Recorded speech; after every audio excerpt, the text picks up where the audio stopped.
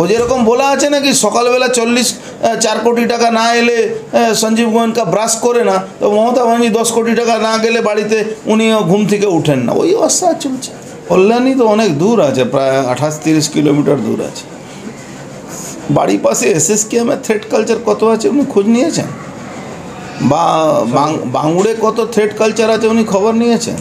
বা NRS কত thread culture আছে খবর নিয়েছেন? RGকরে কত থ্রেড কালচার আছে খবর নিয়েছেন?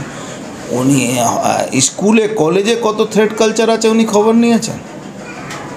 ওনার কাছে সময় কোথায় উনি থ্রেড কালচার নিয়ে চিন্তা করবেন?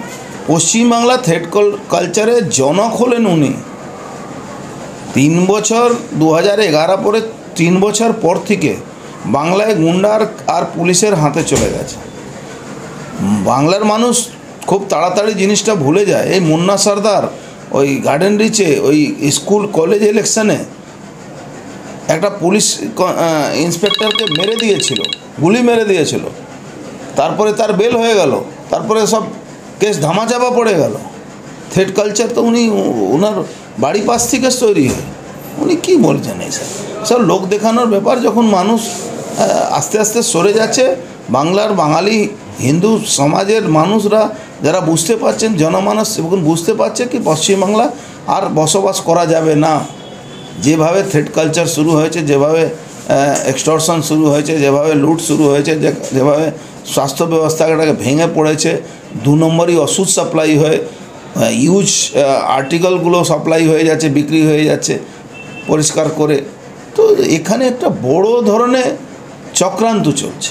সেই চক্রান্তের মূল কাণ্ডারি হলেন উনি। এখন নাটক করার জন্যে মিডিয়ার সামনে এখন এইসব নাটক করছে। ওনার ডেকে বলতে হয়। রাত্রিবেলা উনি বললেন কি এই এখানে সব দুপুরবেলা একটা মিটিংয়ে উনি বললেন কি সব রাস্তা দখল হয়ে গেছে। বিকাল মধ্যে সব রাস্তা ভেঙে পুলিশ সাফ করে দিল, ফুটপাত তুলে দিল। আর ওনাকে ডেকে বলতে হচ্ছে মিডিয়ার সামনে। মানে নাটক করছেন উনি। বাংলার মানুষ সব বুঝে। শিক্ষাগত যোগ্যতা তো থাকা দরকার নেই। তৃণমূল করলেই আপনি মেডিকেল পরীক্ষা পাস করিয়ে দেবে এই সন্দীপ ঘোষের মতন লোকেরা, প্রিন্সিপালরা।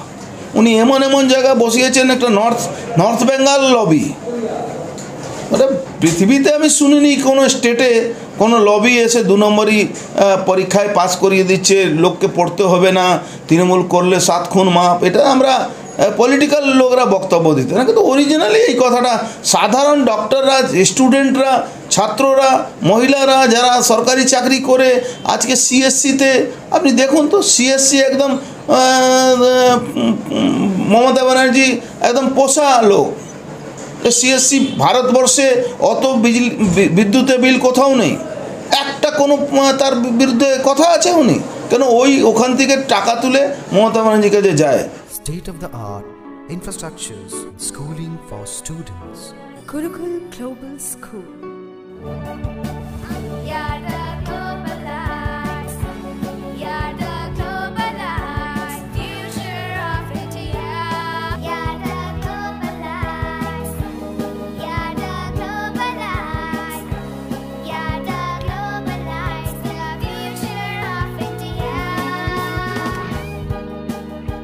Welcome to Gurukul Global School.